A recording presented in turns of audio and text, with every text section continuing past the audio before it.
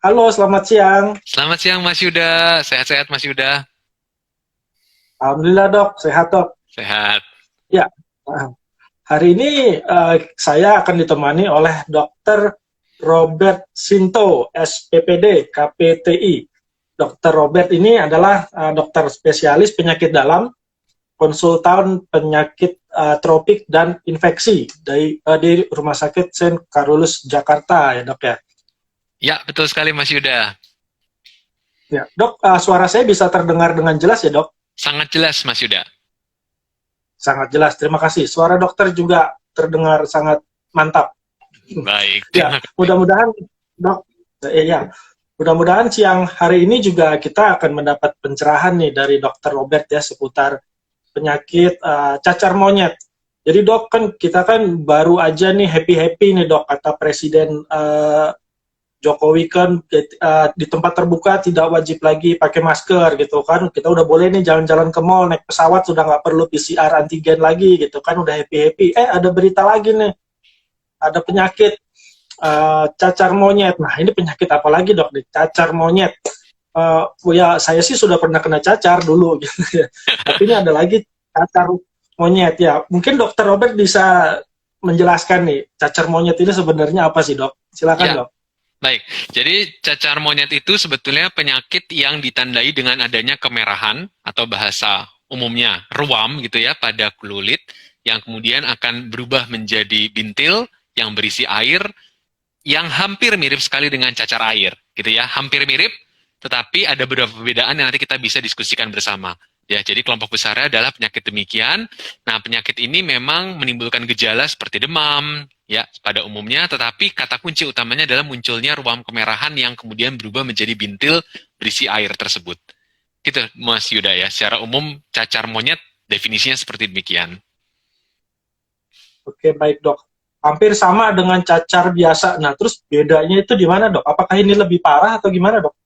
Ya, jadi saya sampaikan dulu beda-bedanya ya. Beberapa kalau dengar cacar, sekarang satu cacar monyet. Kemudian yang kedua, tadi sudah tersebut cacar air. Yang ketiga mungkin pernah dengar juga cacar api gitu ya Mas ya. Atau bahasa herpes zoster gitu ya, atau cacar ular. Nah, saya urai satu persatu dulu.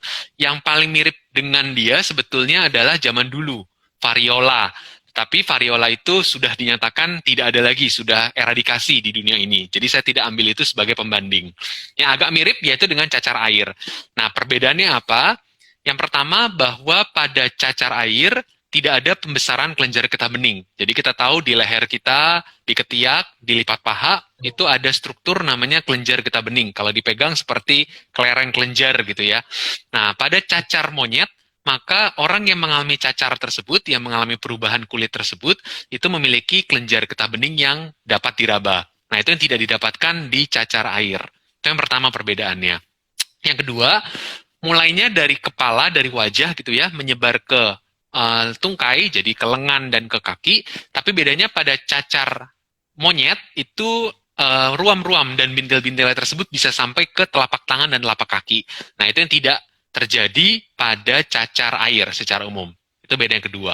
Yang ketiga, kalau cacar air itu perubahan dari merah-merah ke bintil, kemudian isi air sampai kropeng, itu hitungannya dalam hitungan hari. Nah, kalau pada cacar monyet, itu hitungannya dalam hitungan minggu, jadi berlangsung lebih lama. Dan yang terakhir, kalau pada cacar air, karena perubahannya cepat tersebut, kalau kita ketemu dengan pasiennya, kita akan ketemu lesi atau gangguan kulit itu bermacam-macam. Jadi ada yang kita ketemu bintil, ada yang ketemu masih merah, ada yang ketemu sudah kropeng gitu ya, pada satu fase yang sama. Tapi kalau pada cacar monyet, itu seragam. Jadi kalau sekarang kita ketemunya semua bintil, bintil semua. Kalau kita isinya ketemu air, yang bintil air semua. Kalau kita ketemunya kropeng, kropeng semua. Jadi stadiumnya lebih rapih, teratur. Kalau cacar air, acak-acak gitu ya. Itu mungkin kalau kita dalam praktek sehari-hari atau Bapak Ibu nanti di rumah gitu ya bisa melihat, nah itu perbedaannya sehingga kita tidak perlu khawatir atau tidak perlu terlalu takut atau parno bahwa ini cacar air atau cacar monyet. Nah, hal-hal tadi bisa membantu kita untuk membedakan. Nah, itu kalau dengan cacar air ya. Nah, kalau dengan cacar api apa sih sebetulnya? Nah, kalau cacar api atau cacar ular itu sebetulnya reaktivasi atau kejadian kedua dari cacar air. Nah, biasanya munculnya hanya pada satu bagian tubuh saja. Misalnya kalau pada sisi lengan kiri, ya lengan kiri saja. Lengan kanan saja. Bagian dada, dada atas kanan, dada kanan atas saja. Jadi biasanya lebih localized, lebih tidak menyebar ke semua tempat tubuh. Kecuali pada orang-orang yang kekebalan tubuhnya sedemikian rendah. Jadi mungkin itu pembeda yang banyak kita dengar, cacar monyet, cacar air, dan cacar api. Demikian Mas Yuda, sedikit penjelasan dari saya. Oke, baik dok. Berarti kalau boleh saya simpulkan secara general ya, secara umum gitu lumayan lebih parah ya dok ya, karena kan ini juga bisa sampai ke telapak kaki. Kalau sampai ke telapak kaki kan kita mau jalan juga susah dok. Iya, betul. Jadi, lebih bahaya atau tidak, kita bisa lihat dari berbagai dimensi gitu ya. Yang pertama dulu saya mau singgung tentang kemungkinan dia menular gitu ya. Nah, cacar monyet itu sebetulnya laporannya lebih tidak menular dibanding cacar air. Jadi kalau cacar air itu menularnya bisa lewat airborne. Airborne itu artinya udara yang kecil-kecil ukurannya juga bisa terbang, diterbangkan gitu ya. Nah, kalau cacar monyet penularannya sejauh ini dilaporkannya kontak dan droplet. Droplet artinya butuh kontak erat banget sehingga ada bagian dari droplet atau cairan tubuh dari seseorang yang sakit cacar monyet untuk berpindah ke tempat orang lain. Gitu ya. Jadi butuh kontak yang lebih erat dibanding cacar air. Cacar air sebetulnya karena penularannya airborne itu lebih mudah untuk menular. Itu kalau ngomong berat dalam segi penularan. Yang kedua, berat dalam segi durasi sakit. Tadi saya sudah sampaikan ya, kalau cacar air biasa durasi sakitnya hitungannya 35 sampai 7 hari. Tapi kalau pada cacar monyet ya karena proses transisinya lebih lambat, dia biasa selesai dalam 3 minggu, 4 minggu. Jadi 2 sampai 4 minggu. Jadi durasinya memang lebih lama cacar monyet. Yang ketiga, kalau lihat dari komplikasi penyakit, angka kematian yang ditimbulkan kurang lebih sama. Cacar monyet itu sebetulnya kalau laporan di luar negeri kurang dari 10%, ada 2 strain gitu ya. Nah, kebanyakan yang sekarang ini sedang mewabah di luar dari Afrika, itu angka kematiannya sekitar 6%. Gitu ya, jadi ya equal, kurang lebih sama dengan cacar air. Jadi ya tadi, menjauh bahayanya itu lihat dari apakah lebih menular, lebih lama sakitnya, atau angka kematian lebih tinggi gitu ya. Jadi pada berbagai segmen ada yang beda nih, ada yang lebih berat pada cacar monyet, ada yang lebih berat pada cacar air. Itu Mas Yuda mungkin kalau lebih deskriptif saya gambarkan. Oke dok. Nah dulu waktu saya kecil ya itu banyak teman-teman yang bilang katanya kalau udah pernah kena cacar itu nggak bakalan kena lagi gitu. Nah ini benar nggak sih dok? Dan apakah ini juga berlaku untuk cacar monyet dok? Ya, jadi penyakit virus itu sebetulnya akan menimbulkan kekebalan tubuh gitu ya, tetapi kekebalan tubuh itu memang tidak pernah sifatnya 100%. Nah, kalau orang sudah pernah kena cacar air, tidak kena cacar air betul, karena manifestasi keduanya dia saat dia aktif kembali itu berupa cacar api yang tadi saya sudah sampaikan. Ya, nah tetapi cacar air itu tidak punya kekebalan terhadap cacar monyet. Jadi kalau orang yang sudah kena cacar air bukan berarti dia akan kebal terhadap cacar monyet. Mengapa? Karena memang virusnya berbeda. Virus penyebab cacar air itu berbeda dengan virus penyebab cacar monyet. Nah, kalau cacar monyet sendiri tidak banyak laporan yang melaporkan mengenai seberapa kekebalan pasca orang kena infeksi itu bertahan lama, gitu ya.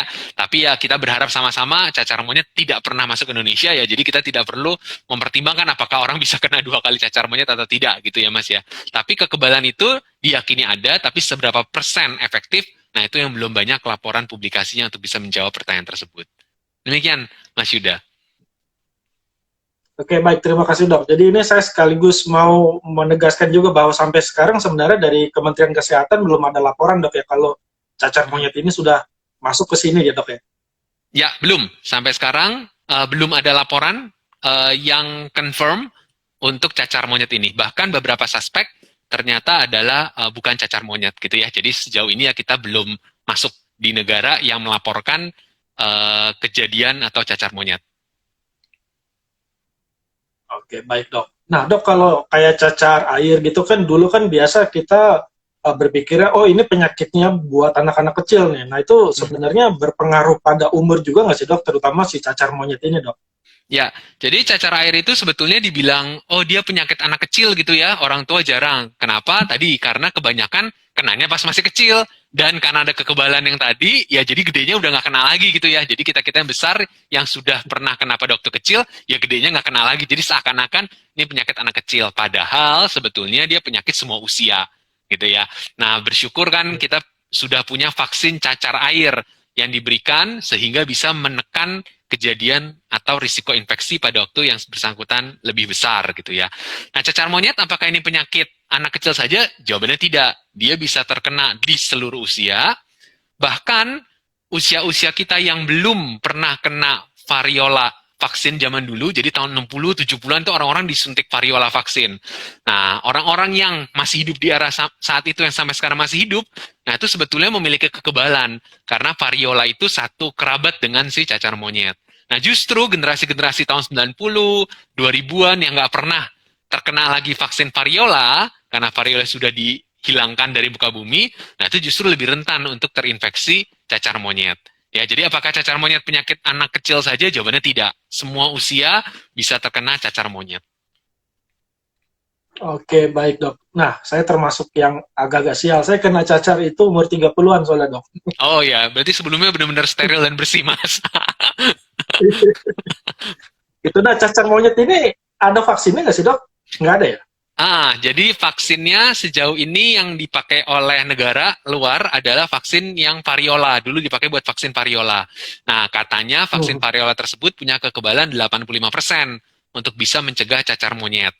Nah, tapi memang vaksin variola tidak tersedia di dunia saat ini karena variola sudah eradicate kan. Jadi hanya disediakan untuk lab-lab penelitian gitu ya dan orang-orang yang memang post exposure kontak. Sekali lagi yang mau saya sampaikan, cacar monyet itu virusnya dengan virus variola vaksinnya, bukan dengan virus varicella. Jadi jangan kita bergegas kemudian sekarang jadi animonya tinggi terhadap vaksin cacar air untuk melindungi variola ya, gitu. Memvaksin diri terhadap varicella tentu baik untuk mencegah varicella, tapi jangan sampai kita menggunakan ini sebagai upaya kita untuk bisa melindungi terhadap cacar monyet karena virusnya beda golongan, gitu Mas.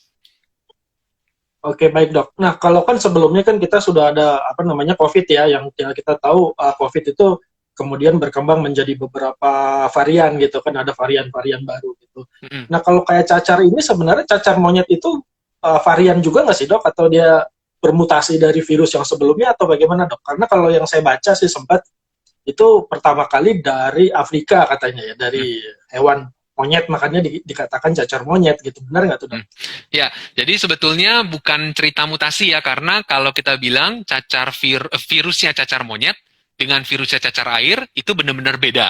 Beda golongan, beda induk gitu ya, beda turun-temurunnya. Nah, memang virus ini sebetulnya bukan virus yang jadi-jadian atau baru jadi sekarang gitu ya. Tapi virus ini sebetulnya virus yang menetap lama. Dia menjadi penyakit endemis di negara Afrika. Nah, hebohnya tahun 2002 ini adalah karena dia muncul wabah pada area non-endemis tersebut. Gitu. Jadi sebetulnya penyakitnya itu ada terus-terusan di Afrika, Afrika Tengah dan Afrika Barat. Tetapi sekarang ini baru menjadi marak karena dia muncul kejadian yang tinggi angkanya pada daerah yang non-endemis tersebut. Jadi virus ini bukan virus mutasi, tapi ini virus asli. Nah, subgrupnya memang ada dua, tadi saya sudah singgung, satu subgrup yang tengah, satu lagi subgrup yang barat. Nah, dua subgrup ini tampilan klinisnya kurang lebih sama, tapi perangainya agak berbeda. Yang satu lebih ringan dibandingkan dengan yang satunya lagi. Gitu ya, tapi ya tadi ini bukan mutasi dari virus cacar air, dan memang jalur beda virus. Demikian Mas Yuda. Ya, baik. Terima kasih, dok. Jadi, sahabat Good Life, sahabat Sehat Karulus, tidak perlu khawatir ya bahwa kayak COVID itu kan dia bermutasi, ada lagi yang baru, ada lagi yang baru. Dan ini virusnya memang sudah lama dan kebetulan sekarang mulai mewabah di Eropa kalau nggak salah, dok ya. Ya, betul, ada Eropa. beberapa korbannya dan kemudian menjadi heboh dan banyak yang khawatir juga wah bakal masuk ke sini dan katanya sih bakal bisa jadi pandemi baru. Nah, itu jauh dari kenyataan ya, dok ya. Bagaimana, dok? Iya, jadi semua juga bisa terjadi gitu ya pandemi, karena kan pandemi dan endemi itu masalah eskalasi peningkatan kasus gitu ya, dan kemudian dampak yang ditimbulkan. Nah, sejauh ini sih dia belum mendeklar, bahkan di daerah-daerah yang luar dari Eropa, itu dia mengatakan bahwa itu adalah wabah di luar daerah endemis. Jadi memang belum dinyatakan sebagai daerah endemis. Walaupun memang sekali lagi di Afrika dia adalah bagian endemis. Nah ini sekaligus saya mau menekankan nih, mumpung ada kesempatan. Jadi ketika orang berbicara tentang COVID berubah menjadi pandemi ke endemi, itu bukan berarti COVID-nya hilang, gitu ya. Jadi jangan merasa sangat jumawa atau sangat percaya diri bahwa COVID-nya udah tidak ada lagi. Jadi ngomongin endemi itu bukan berarti virusnya hilang, tetapi ada tapi stabil jumlahnya. Gitu ya. Demikian juga balik lagi omongan ke cacar monyet. Cacar monyet itu sebetulnya ya contoh endemi yang ada di Afrika. Gitu, Mas. Oke, baik. Terima kasih, Dok. Dan saya akan mengingatkan ya bahwa kita siang ini bincang-bincang dengan Dr. Robert Sinto ya dari Rumah Sakit St. Carolus Jakarta dan topiknya adalah mengenai wabah cacar monyet gitu ya. Dan sahabat Good Life dan sahabat Sehat Carolus nanti di akhir acara ini juga kita akan memilih 2 orang yang beruntung untuk mendapatkan souvenir dari Good Life dan Rumah Sakit.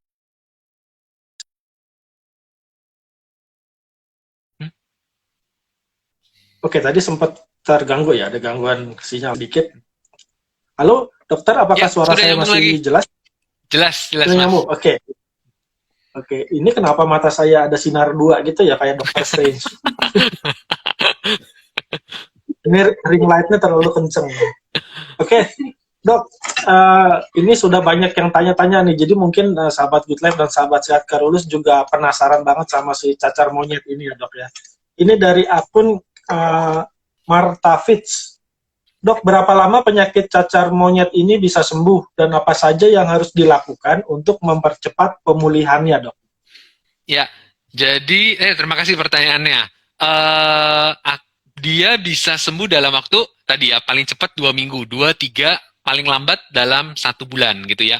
Sembuhnya itu apa sih pengertiannya? Sembuhnya adalah tidak muncul lesi-lesi baru dan lesi yang sudah ada, lesi itu kelainan kulit yang ada itu mengering dan kemudian copot gitu ya atau menghilang, muncul kulit baru. Nah, itu adalah definisi sembuhnya dari cacar monyet dan itu akan butuh waktu tadi saya sampaikan 3-4 minggu. Nah, apa yang bisa dilakukan untuk mempercepat? Tidak ada. Jadi penyakit virus itu adalah penyakit yang kita mengikuti perjalanan dari virusnya.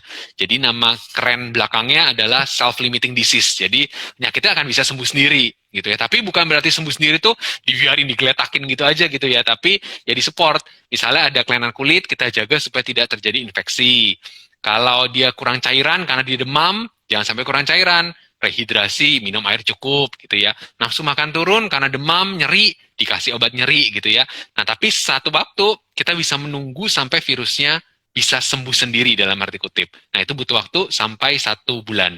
Nah, beda dengan cacar air. Kalau cacar air kan paling lambat 1 minggu atau 10 hari dia sudah recover sempurna. Demikian Mas Yuda. Oke, baik, terima kasih dok. Nah dok, terkait dengan penyembuhannya ya, pemulihannya gitu kan, kadang tuh kalau cacar itu kan menimbulkan bekas di muka gitu kan, apalagi apa namanya kalau ada yang pecah segala macam. Nah itu kan banyak kalau dari orang tua saya dulu kan, oh dikasih ini, dikasih itu, minum kelapa hijau, dikasih air ini, air itu. Nah sebenarnya yang benar seperti apa sih dok? Didiemin aja atau dibawa ke dokter kulit atau boleh dikasih air beras atau apa tuh dok? Oke, ya memang banyak sekali ya mitos-mitos atau kepercayaan lah mengenai bagaimana cara merawat kulit pada pasien cacar gitu ya. Ada yang bilang jangan makan kecap nanti jadi bertanda, jangan macam apalah, pokoknya banyak banget ceritanya. Nah, sebetulnya prinsipnya adalah secara alami kalau kita bisa menjaga supaya tidak ada infeksi sekunder, jadi tidak kotor oleh infeksi bakteri lain, maka secara alami dia akan mengelupas dan kemudian tumbuh kulit baru. Nah, yang perlu kita lakukan adalah menjaga stabilitas dia. Jangan sampai kita garuk, kemudian ada infeksi, kotor. Nah, itu akan menimbulkan sisa atau kecacatan tubuh. Walaupun sekali lagi, pigmen individu itu bisa berbeda responnya. Ya, tapi secara umum perawatannya sebetulnya cukup sederhana. Tetap mandi, itu yang pertama dulu ya. Mitos yang paling sering adalah jangan mandi gitu ya. Karena kalau mandi bakal makin berat. Jawabannya justru harus mandi. Kenapa? Karena kalau nggak mandi, kotor, keringat kita, infeksi bakteri muncul di situ, malah bisa bikin masalah baru lagi. Nah, tetapi mandinya ada tata caranya. Jangan kemudian digerap pakai misalnya handuk, terus habis itu semua bintil-bintil langsung dibabat gitu ya ceritanya. Nah, kita tapping halus sehingga yang bintil-bintil yang muncul isi air itu biarkan dia secara alami akan pecah sendiri dan kemudian akan mengering gitu ya. Jangan kita intervensi dengan upaya untuk mempercepat itu ya. Nanti dia akan secara alami dia akan mengering sendiri. Jadi perawatan kulitnya sebetulnya demikian, cukup simple. Yang penting tetap mandi dan jaga kebersihan tubuh. Itu sih utamanya Mas Yuda yang bisa di-share. Oke, terima kasih dok. Jadi ini perlu digarisbawahi ya, tetap mandi ya. Sahabat Good Life, sahabat sehat terulus. Jadi kalau terkena cacar, ada saudara kita atau mungkin anak kita terkena cacar, harus tetap mandi ya. Mungkin itu yang menyebabkan gatal-gatal kan, katanya kalau cacar itu waduh gatal gitu. Mungkin bukan karena cacarnya tapi karena nggak mandi ya dok ya. Iya, nah itu yang beda lagi nih. Kalau cacar monyet itu tampilannya bukan gatal, tapi nyeri. Nah kalau cacar air kan gatal gitu ya. Nah itu hal pembeda lain tuh. Jadi kalau cacar monyet nyeri, obat anti nyeri ya. Tapi sekali lagi bukan tidak mandi ya. Jadi tetap mandi. Kemudian tadi cairan, kalau yang nyinggung tadi pertanyaan Mas Yuda, minum air kelapa boleh banget. Karena apa? Tadi kan ekspos tubuhnya kan terbuka. Nah, kita kan takut dehidrasi ya Mas ya. Nah, kita ganti dengan cara elektrolit, demam, keringat banyak, nah dengan menggunakan air kelapa. Jadi nggak salah-salah banget tuh cerita si air kelapa, tapi air kelapa bukan untuk ngulusin kulit gitu ya. Yang ketiga lagi misalnya mitos tadi kalau yang ngomong kecap, ikan gitu kan banyak ya Mas ya. Nah, itu justru tidak. Justru kita harus makan makanan bergizi tinggi, protein tinggi. Nah, ikan, ayam, nah itu pada tempatnya. Nah, kalau sebagian orang kan yang nggak boleh makan seafood, nggak boleh makan yang amis-amis gitu ya. Nanti kulitnya jadi nggak bersih gitu. Nah, padahal justru kita butuh protein tinggi. Nah, protein tinggi itu ada di bahan-bahan hewani tadi yang makan ikan, makan seafood dan sebagainya. Itu beberapa mitos yang sekaligus saya share supaya bisa merubah wacana. Tapi ya memang sulit ya untuk lintas generasi itu nanti bisa debat panjang tuh tentang hal-hal yang tadi yang untuk perawatan ataupun untuk makan ya. Tapi mudah-mudahan ini bisa memberikan pencerahan. Gitu Mas Yuda. Oke, terima kasih dok. Ya, iya, memang karena penyakit memang sudah penyakit dari lama ya dok ya, dari zaman saya masih kecil juga. Jadi memang mitosnya itu juga banyak gitu. Jadi saya dulu kena cacar air, saya sudah kerja, pas sudah sembuh saya mau masuk kerja, nggak boleh masuk kerja sama bos saya, nanti nular. Ya lumayan dikasih cuti lagi kan Iya seminggu. lumayan ya Mas ya, libur ya Mas ya. Oke dok, ini ada pertanyaan lagi dok. Ini pertanyaan itu banyak banget. Ini karena cacar monyet ini memang heboh banget kayaknya dok ya. Padahal belum masuk ke sini aja udah heboh tuh dok. Nah dok, sebetulnya kalau dari kayak WHO gitu ya, apakah sudah ada upaya untuk membuat vaksin untuk cacar monyet ini atau belum ya dok ya? Ya, jadi memang vaksin cacar monyet itu kandidatnya adalah tadi ya dari vaksin variola. Jadi kandidatnya sudah ada dan itu yang kalau saya pernah baca pernyataan persnya dari Presiden Amerika bahwa kita nggak perlu setakut si COVID gitu ya. Karena tadi kalau COVID itu kita penyakit baru yang kita nggak punya kandidat vaksin sama sekali. Sementara kalau ini kita punya kandidat vaksin yang sebetulnya di era sekarang ini tinggal langkah berikutnya adalah kita teliti untuk mencegah apakah memang dia bisa mencegah gitu ya sampai dia bisa dilisensi khusus untuk si cacar monyet. Nah, tapi karena angka kasusnya juga meningkat tapi belum terlalu banyak ya pasti penelitian sedang berjalan ke arah tersebut. Tapi sampai sekarang memang belum ada satupun yang dilisensi hanya khusus untuk cacar monyet. Jadi kebanyakan memang diturunkan dari vaksin variola. Ya kalau saya baca dari luar negeri rata-rata ada 2 lah kandidat vaksin variola yang bisa kita pakai untuk tujuan pencegahan cacar monyet ini. Ya mudah-mudahan kalau memang ini wabahnya amit-amit berkepanjangan dan makin meluas, nah kandidat itu bisa dengan lebih cepat diproduksi massal untuk kebutuhan dunia ini. Gitu. Oke, baik dok. Nah dok, satu lagi nih kan saya dulu salah satu mitos yang saya tahu dari dulu yaitu semua orang pasti kena cacar. Nah sebenarnya ini supaya kita tidak terkena cacar, terutama cacar monyet ini, itu apa yang perlu kita lakukan dok? Ya, jadi saya jawab mitos dulu yang pertama ya. Semua orang pasti kena cacar gitu ya. Itu sama seperti kalau sekarang semua orang pasti kena COVID lah ceritanya kan. Nah, jadi kalau kasusnya tinggi gitu ya, kita mungkin akan terkena. Nah, tapi terkenanya tadi 2. Bisa kita terkena infeksi secara alami atau kita terkena infeksi yang dilemahkan atau bahasa lainnya vaksinasi. Nah, karena itu kan upaya kita vaksinasi si cacar air itu tujuannya untuk supaya kita tidak terinfeksi secara alami yang keadaannya lebih berat. Atau kalau memang kena pun jadi lebih ringan. Nah, cacar monyet apakah memang semua pasti akan terkena? Jawabannya tidak. Asal kita bisa melindungi diri kita. Nah, perlindungannya tadi balik lagi kan dan drop di perlindungan. Tips perlindungannya adalah tips perlindungan kontak dan droplet. Droplet itu apa sih? Pakai masker, gitu ya. Pakai masker, jaga jarak. Jadi perilaku hidup bersih sehatnya COVID itu sebetulnya baik untuk kita teruskan untuk bisa mencegah penyakit-penyakit droplet seperti ini. Ya, tetapi tambahannya memang yang berbeda dengan COVID, ini ada kontak precaution. Kontak precaution itu jadi kalau kita merawat pasien, kita pakai sarung tangan, kita cuci tangan gitu ya, kemudian jaga jarak.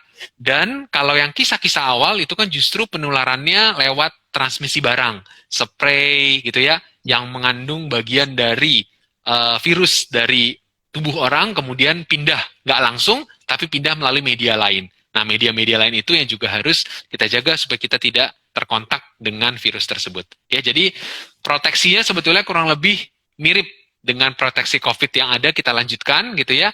Jadi ya mudah-mudahan kalau hidup kita tetap bisa bersih ya kita bisa melindungi diri juga dari cacar monyet ini. Gitu mungkin Mas Yuda. Oke, baik. Terima kasih, Dok. Oke, Dok. Nih ada pertanyaan lagi dari akun Kartini_Clara.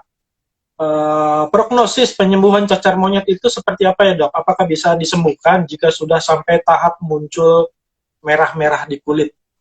Ya, jadi tadi saya sampaikan self-limiting disease. Jadi dia memang bisa sembuh sendiri gitu ya.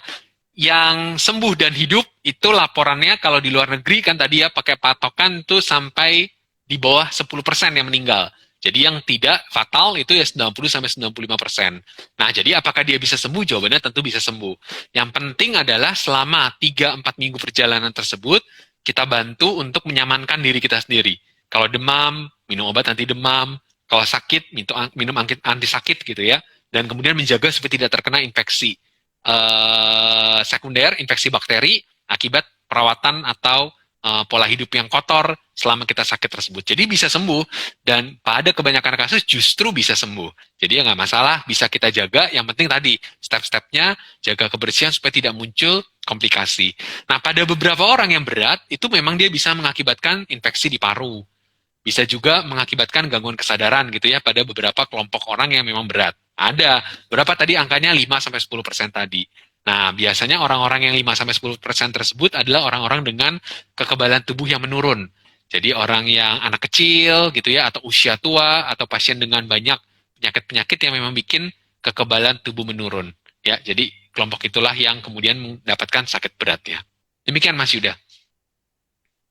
Oke, baik. Terima kasih, Dok. Nah, ini sama kayak COVID juga nggak sih, Dok? Kalau COVID kan kita tahu kalau yang komorbid itu risikonya bisa lebih berat gitu. Nah, si cacar monyet ini bagaimana, Dok?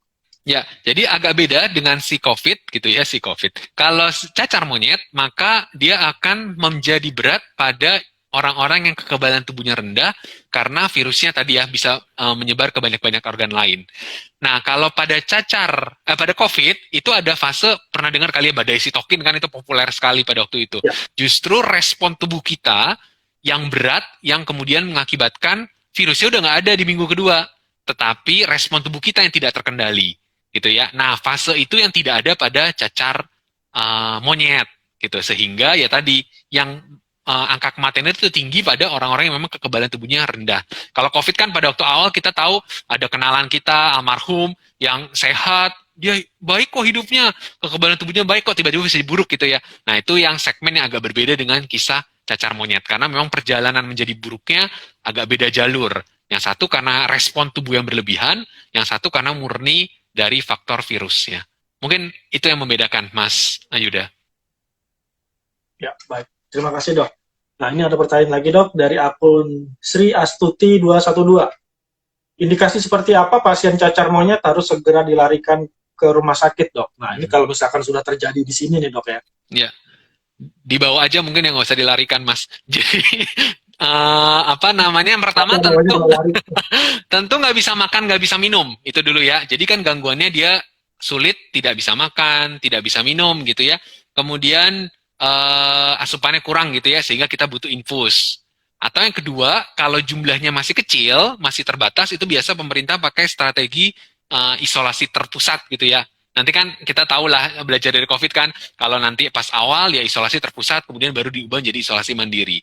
Nah, tapi yang kalau nanti sudah fase sampai berat, tadi ya nggak bisa makan, tidak bisa minum, kemudian lesi kulitnya itu sedemikian hebat sehingga menjadi infeksi, butuh antibiotik suntik misalnya. Nah, orang-orang seperti itulah yang akan butuh untuk dirawat inap. Tapi kalau memang tidak, gejalanya ringan, kita bisa isolasi sendiri di rumah, maka yang bersangkutan layak untuk menjalani isolasi mandiri di rumah. Nah, sampai saat ini pedoman yang dikeluarkan oleh Kementerian Kesehatan untuk cacar monyet juga memang masih membuka opsi itu. Jadi nanti akan disesuaikan dengan perkembangan, apakah memang pemerintah akan mengambil keputusan untuk isolasi terpusat atau nanti boleh menjalankan isolasi mandiri. Mungkin itu Mas Yuda. Ya, baik. Terima kasih, Dok. Ya, semoga ini cacar monyet memang benar-benar ke depannya tidak masuk ke sini ya, Dok, ya. Karena kita kan baru saja bangkit lagi setelah pandemi 2 tahun, akhirnya bisa nonton bioskop lagi dengan bebas. Nanti kalau ada pandemi lagi, wah susah lagi, Dok. Oke, ini ada pertanyaan lagi, Dok, dari akun Aisyah Pelangi. Apakah cacar monyet dapat merusak organ dalam tubuh, Dok? Ya, jawabannya ya. Jadi beberapa angka kematian, laporan kematian akibat cacar monyet di luar, memang dia dapat mengakibatkan radang paru, dan kemudian dapat juga mengganggu kesadaran. Nah, mengganggu kesadaran itu bisa secara langsung atau respon tubuh. Jadi respon sitokin gitu ya, bahasa ilmiahnya respon tubuh yang kemudian mengakibatkan nggak sadar. Tapi jawabannya bisa. Dia bisa ditemukan mengganggu organ-organ lain. Nah, pada kelompok itulah yang kemudian dinamakan cacar monyet berat yang biasanya berakhir dengan sesuatu yang fatal. Oke, baik. Terima kasih. Semoga bisa menjawab ya. Tadi pertanyaan dari siapa? Aisyah Pelangi. Dari Aisyah Pelangi. Semoga menjawab. Dokter aja ingat. Masa saya enggak? Gimana sih saya? Oke, Dok. Ini ada pertanyaan lagi, Dok. Dari akun Mita.witanto. Dok, cacar monyet dapat menimbulkan pembesaran getah bening seperti apa? Seperti penyakit gondongan nggak ya? Nah, seperti tadi sudah sempat dijelaskan sedikit ya sama dokter. Ya, jadi nah ini sekaligus ya mitos berikutnya lagi, gondongan itu nggak sama dengan kelenjar getah bening gitu ya. Jadi gondong itu adalah organ, bahasa keren kedokterannya parotis gitu ya, dia posisinya di kiri dan kanan gitu ya. Nah itu bisa mengakibatkan penyakit gondongan. Nah kelenjar getah bening itu memang daerahnya nempel-nempel pada si gondongan ya, tetapi beda strukturnya. Jadi bentuknya ya seperti kelenjar getah bening, kelenjar kecil-kecil gitu ya. Nah, tergantung besar ukurannya. Jadi seperti merabaannya adalah seperti ada kacang hijau misalnya, atau kedelai gitu ya, biji kedelai di bawah permukaan kulit, baik itu di leher, atau ketiak, atau lipat paha. Nah, itu yang namanya kelenjar getah bening. Jadi beda dengan si gondongan tersebut, struktur organnya. Gitu, Mas. Oke, jadi beda nih ya dengan gondongannya. Oke, ini ada pertanyaan lagi, Dok, dari akun miracle_1904. Dok, apa saja dampak risiko jangka panjang jika cacar monyet tidak ditangani dengan tepat? Wah, ini mungkin nggak dibawa ke dokter atau ya udah dibiarin aja kan cacar sembuh sendiri gitu. Ya, betul. Jadi belum ada laporan yang melaporkan jangka panjang efek dari si cacar monyet tersebut. Karena kita anggap bahwa cacar monyet tadi ya self-limiting dan kemudian setelah 1 bulan kemudian sembuh. Jadi belum ada laporan kecacatan jangka panjang yang muncul akibat cacar monyet ya. Nanti kalau kasusnya mudah-mudahan tidak, tapi bertambah lagi, ya kita pasti akan dapat laporan-laporan yang lebih detail. Ya sampai akhir minggu ini kan 250 lah kurang lebih kasus yang beredar di dunia dilaporkan. Ya nanti kalau kasusnya makin panjang, kemudian efek jangka panjangnya bisa kita lihat, baru kita mungkin bisa dapat laporan lebih lengkap mengenai apa dampak dari cacar monyet ini di daerah yang non-endemik. Demikian, Mas Yuda. Oke, terima kasih, Dok. Nah, Dok, tadi sehubungan dengan asal muasalnya cacar monyet ya, tadi sempat kita singgung sedikit bahwa awal mulanya ini berasal dari monyet gitu, tapi saya juga sempat baca bahwa selain monyet sebenarnya ada binatang-binatang liar yang lain ya, seperti ada tikus dan tupai yang saya tahu itu juga bisa membawa virus ini gitu. Nah sebenarnya kalau tadi kita sudah bicara panjang lebar tentang penularannya sesama manusia ya, Dok. Nah, kalau dari binatang ini kemungkinannya binatang apa aja sih, Dok? Ya, jadi pertama kali itu namanya cacar monyet karena justru diidentifikasi korban pertamanya itu adalah monyet penelitian gitu ya, monyet penelitian yang kemudian muncul si cacar itu dan kemudian tahulah virusnya si virus cacar monyet itu. Nah, hewan itu posisinya sebagai perantara. Tadi Mas Yuda sudah sampaikan ya. Tetapi untungnya hewan-hewan perantara tersebut bukan hewan-hewan khas Indonesia gitu ya. Jadi tikus Gambia gitu ya. Pokoknya hewan-hewan kalau kita ngomongnya hewan eksotiknya Eropa gitu ya. Nah, itu yang kemudian membawa itu ke manusia. Nah, manusia pertama kali ditengarai bisa terinfeksinya melalui beberapa cara. Yang pertama, banyaknya kenanya adalah orang yang keluar masuk hutan. Jadi ketemu dengan hewan-hewan tersebut di hutan. Ya, kemudian kontak langsung ya dia tertular. Atau yang kedua, proses pengolahan makanan dengan menggunakan daging dari hewan-hewan tersebut tapi tidak secara higienis. Nah, tentu kita kan tidak konsumsi langsung obat hewan-hewan tersebut gitu ya Mas yang dari Afrika. Jadi kita mudah-mudahan bisa terhindar. Dan modus atau cara penularan melalui hewan itu tidak tertangkap di penularan yang wabah yang sekarang non-endemis. Jadi memang wabah non-endemis itu penularannya manusia ke manusia yang di daerah-daerah yang non-endemis sekarang ini. Tapi kalau tadi pertanyaannya di hewan ya jalurnya seperti demikian, kontak langsung dengan hewan tersebut di hutan. Kemudian yang kedua tadi makan daging olahan yang tidak diolah dengan baik. Nah itu yang di daerah endemis di Afrika itu yang terjadi, gitu Mas. Oke, baik penjelasannya. Terima kasih, Dok.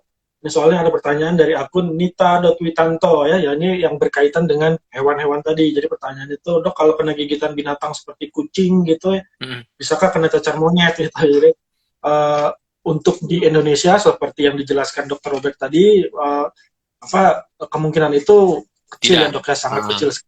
Karena kucing juga bukan, Mas. Di luar, kucing juga bukan penularnya dari si cacar monyet ini ya, tidak dilaporkan sebagai penular cacar monyet. Jadi yang tadi ya primata tikus pengerat, golongan pengerat yang menjadi vektor perantaranya si cacar monyet ini, virus cacar monyet. Oke, baik, terima kasih Dok. Jadi akun Nita.witanto ya, semoga menjawab. Jadi kucingnya dipiara aja dengan baik ya, tidak perlu takut digigit ya. Oke Dok, ini ada pertanyaan lagi nih Dok. Ini kenapa tiba-tiba mati? Oke, sambung lagi. Oke, ini dari akun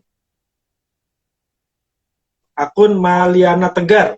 Apa dampaknya jika anak-anak sampai dewasa tidak pernah mendapatkan vaksin sama sekali sejak kecil, Dok? Nah, ini terkait dengan cacar, terutama cacar monyet ya. Jadi vaksin cacar gini.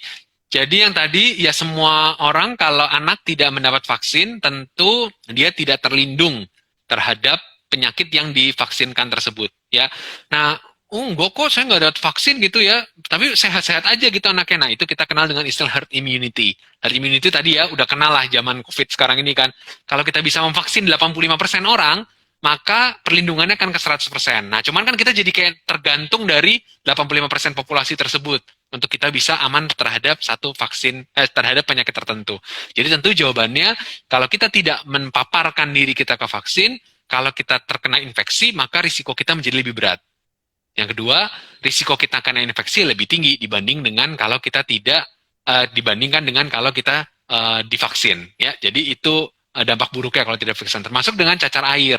Nah, cacar air juga kalau kita kena pada tidak divaksin, kemudian suatu waktu kekebalan tubuh kita menurun, cacar air yang dalam arti kutip ringan pada anak-anak, cacar air yang pada arti ya bisa kita lindungi untuk menjadi berat, nah dia bisa menjadi berat. Beratnya itu tadi bisa menyebabkan infeksi di paru, bahkan bisa mengakibatkan gangguan otak akibat infeksi cacar air biasa. Nah, cacar monyet memang sekali lagi karena vaksinnya juga belum ada yang terlicense khusus untuk cacar monyet, ya kita belum bisa mensyaratkan atau menggerakkan masyarakat untuk aktif dalam vaksinasi cacar monyet tersebut. Gitu ya Mas ya. Yang bahkan yang tadi cacar air pun virusnya variola yang selama ini kita anggap bisa melindungi si cacar monyet juga tidak tersedia luas. Jadi sekarang pun pemerintah juga tidak bisa menggerakkan masyarakat untuk bisa mendapatkan atau mengakses baik itu vaksin cacar monyet maupun vaksin variola. Gitu Mas, mungkin jawaban saya. Oke, baik. Terima kasih Dok. Nah Dok, kalau terkait cacar air mungkin ya, dan tadi sempat bicara soal vaksin juga. Kalau kita belajar dari COVID kemarin kan vaksinnya ada 2 kali plus booster gitu kan, karena katanya kan kalau apa dalam waktu 6 bulan ya itu kan ketahanannya mulai menurun gitu kan, si vaksinnya ini. Nah kalau cacar itu gimana dok? Kan saya divaksinnya waktu saya masih balita, soalnya Ya. itu perlu divaksin lagi apa gimana sih sebaiknya dok? Jadi kalau vaksin cacar air, ini ngomongin cacar air karena kan cacar monyet belum ada vaksinnya ya. Vaksinnya memang diberikan Ya, 2 kali penyuntikan dalam jeda waktu 1 bulan kurang lebih. Ya, jadi memang harus 2 kali shot. Nah, kalau orang sudah pernah terlindung pada anak kecil atau sudah pernah terinfeksi cacar, bukan prioritas untuk mendapatkan varicella. Jadi kalau Mas pernah kecil sudah divaksinasi dan lengkap, khususnya juga untuk varicella, nah maka tidak perlu diulang lagi pada dewasa. Nah, cuman tolong dipastikan dulu nih benar atau enggak gitu ya, karena kadang-kadang di label sudah pernah divaksin itu bukan berarti udah vaksin semua gitu kan, semua vaksin listnya terpenuhi atau tidak gitu ya. Karena tentu vaksinasi sekarang dengan vaksinasi 20 tahun, 30 tahun lalu kan kelengkapannya dan sumber dayanya berbeda. Nah, jadi cek lagi kalau memang kita belum pernah mendapatkan vaksin varicella, ada baiknya untuk momen ini bisa kita dapatkan vaksin varicella untuk menghindari cacar air ya, bukan si cacar monyet. Gitu, Mas. oke baik, terima kasih informasinya dok. Oke, saya reminder lagi ya, siang ini kita sedang ngobrol dengan Dr. Robert Sinto dari Rumah Sakit St. Carolus Jakarta. Ya. Kita bincang-bincang soal penyakit cacar monyet yang sekarang sedang jadi tren dan banyak kabar macam-macam ya tentang si cacar monyet ini. Dan bagi yang nonton IG Live ini, nanti di akhir acara kita akan bagi ke 2 orang penanya yang beruntung yang akan mendapatkan souvenir dari Good Life dan Rumah Sakit St. Carolus Jakarta. Dok, ini ada pertanyaan lagi dari akun Adilza8. Siang dok, cara deteksi penyakit cacar monyet dengan tes darah atau gimana dok? Nah ini kalau dulu kan COVID kita PCR, swab antigen gitu dok ya. Nah kalau si cacar monyet ini dengan cara apa sih dok? Ya, sama Mas. Jadi jawabannya PCR ya jawabannya. Tapi sekarang saya kalau ngomong di PCR jauh lebih gampang teman-teman membayangkan ya. Ketimbang zaman dulu ngomong PCR barang apa itu ya ceritanya. Nah, jadi PCR tapi ngambilnya beda. Kalau ini ngambil dari lesi kulitnya. Jadi kulitnya kemudian diambil untuk diperiksa PCR-nya. Nah, apakah Indonesia mampu? Jawabannya Indonesia bisa. Jadi Indonesia bisa untuk memeriksakan PCR untuk cacar monyet tersebut ya. Jadi available, bisa diperiksa tentu di layanan kesehatan karena ini belum komersialisasi sifatnya, jadi masih tersentral. Kalau memang kita curiga berobat ke layanan kesehatan mencurigai kita cacar monyet, maka mereka akan melapor. Nanti di laporan tersebut akan juga dibutuhkan pengambilan sampel sehingga kita bisa periksa apakah benar ini cacar monyet atau bukan cacar monyet. Gitu tahapan dan pemeriksaannya Mas dengan PCR.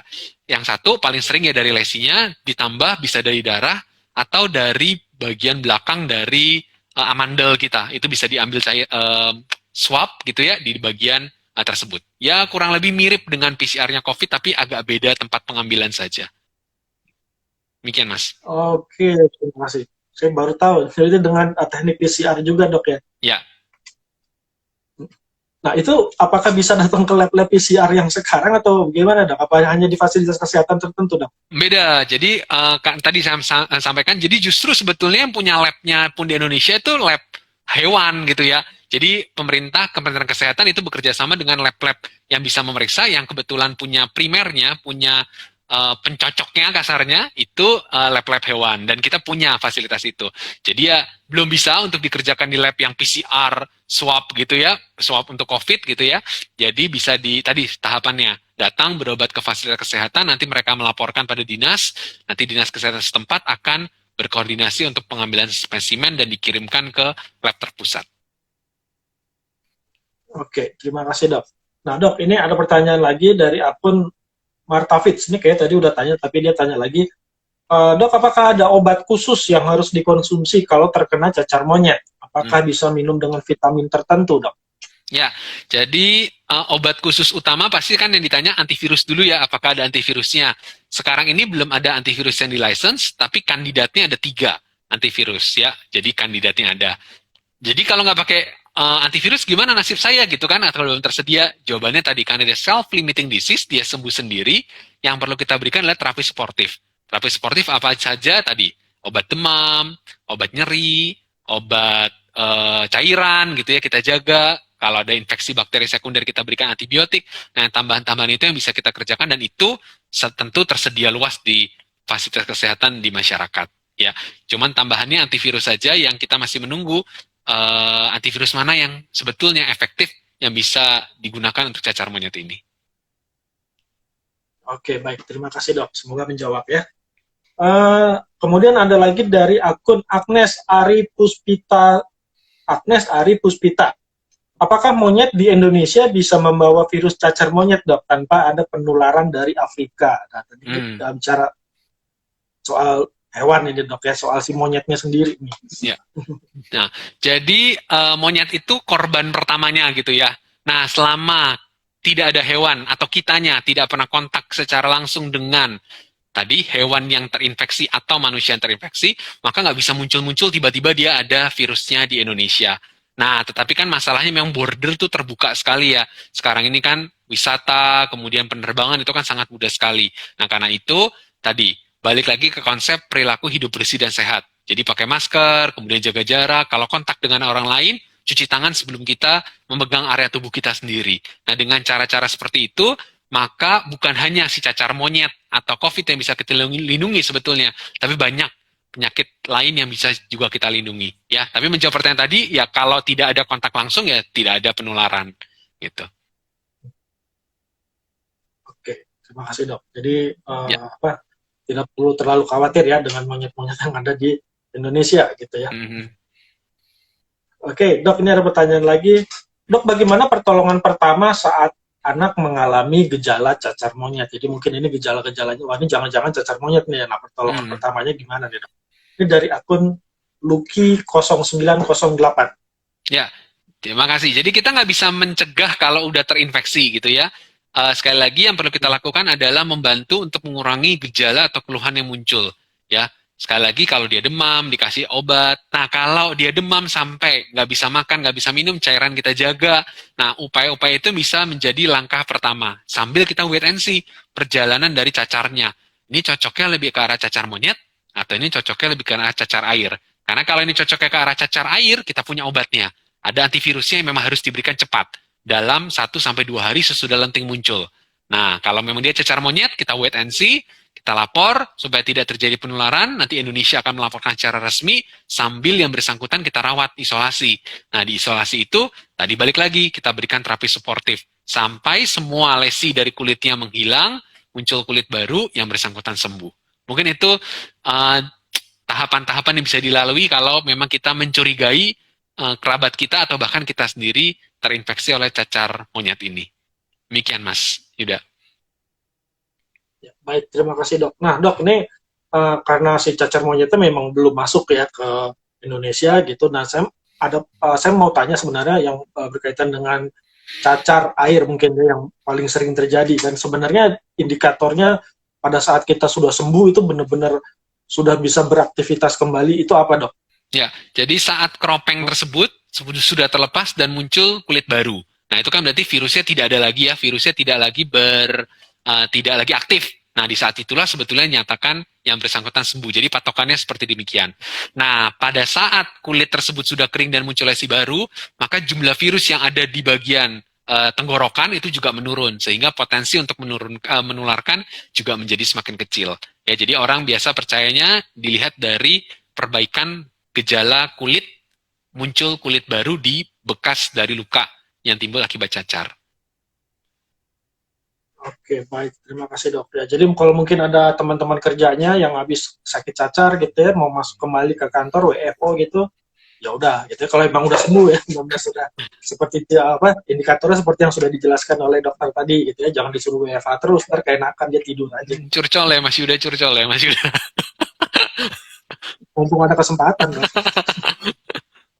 Oke, Dok, nih ada pertanyaan dari akun Mervin Hadianto. Dok, apakah boleh minum suplemen imunostimulator harian untuk mencegah sakit berat cacar monyet? Ya, jadi pencegahan penyakit itu sebetulnya trias. Satu, mencegah supaya nggak kena dulu, gitu ya, dengan cara tadi cuci tangan. Biar karena kita minum semua obat imunomodulator, pembangkit kekebalan tubuh, kalau kita memaparkan diri kita secara langsung dengan si penyerangnya, ya tentu kita akan kebobolan juga gitu ya. Jadi harus kerjasama yang baik. Yang pertama, kita mencegah penularan dengan cara-cara tadi. Yang kedua, tujuan kita membangun imun adalah supaya kita tidak terinfeksi ataupun kalau terinfeksi tidak menjadi berat. Ya, jadi jawabannya boleh, tetapi bukan satu-satunya cara. Ada cara lain yang lebih penting untuk dikerjakan, ya tadi perilaku hidup bersih dan sehat tadi. Gitu, Mas. Oke, baik dok. Jadi sebenarnya kemarin pandemi selama 2 tahun itu mengajarkan banyak sekali hal tentang kebersihan ya dok ya. Dan sampai sekarang juga meskipun katanya sudah boleh buka masker di beberapa tempat tertentu, saya masih pakai masker juga karena kebiasaan gitu kan. Kecuali pas IG live boleh. Iya Mas, betul.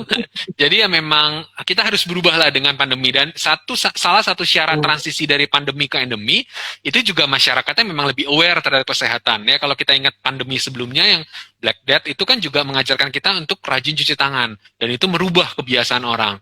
Nah sekarang pandemi COVID, ketika kita mau transisi menjadi endemi, nah itu bagian tanggung jawab juga kita yang masih hidup ini untuk kita bisa perilaku hidup dan bersih sehat supaya bisa cepat menggusur si pandemi menjadi endemi. Ya, jadi kita tetap harus belajar terus dari setiap petunjuk ilmiah alami yang diberikan sama Tuhan gitu ya, Mas ya.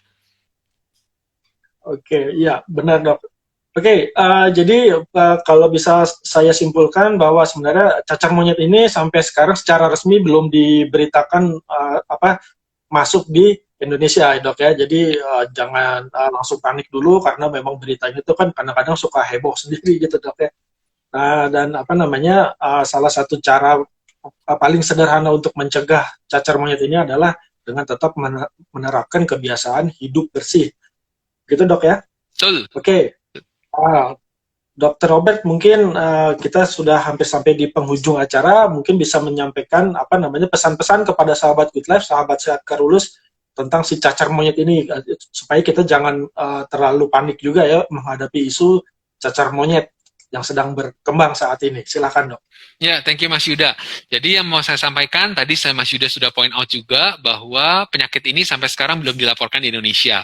Jadi bukan berarti kita harus santai, tapi juga tidak perlu panik, tapi proporsional, kita waspada. Waspada itu dimulai dengan cara deteksi dini. Kalau memang kita mencurigai diri kita atau lingkungan kita, ini benar nggak sih cacar air, atau ini cacar monyet, atau bentuk-bentuk cacar yang lain. Kedua, tentu pencegahan. Pencegahan hidup bersih dan sehat, setiap kali kita kontak dengan siapapun, lakukan upaya-upaya hidup sehat tersebut supaya kita bisa melindungi diri kita dan keluarga dari infeksi cacar monyet, atau infeksi COVID juga, atau infeksi lain yang memang dengan mudah tertular baik lewat droplet maupun lewat kontak. Yang ketiga, ya jaga kesehatan gitu ya, karena tadi kita melindungi diri 2 porsi. Yang pertama melindungi supaya tidak terinfeksi, dan yang ketiga, yang kedua adalah menjaga kesehatan tubuh kita dengan cara medical check up, kemudian atur pola tidur gitu ya, atur pola makan supaya kita bisa melindungi kalaupun kita terinfeksi kita tidak menjadi berat. Mungkin itu step-step umum yang bisa saya berikan sebagai penutup. Nanti sambil kita wait and see bagaimana Indonesia ke depan terhadap cacar monyet ini. Mungkin itu Mas Yuda, terima kasih banyak kesempatannya. Oke, terima kasih Dr. Robert. Ya, mudah-mudahan memang penyakit ini tidak masuk ke Indonesia ya. Dan dengan dengan meredanya pandemi saat ini, kita bisa kondisinya semakin baik dan bisa beraktivitas kembali seperti sebelum pandemi gitu. Oke, di akhir acara ini Ibu produsernya Good Life sudah memilih 2 pemenang tim kreatifnya Good Life.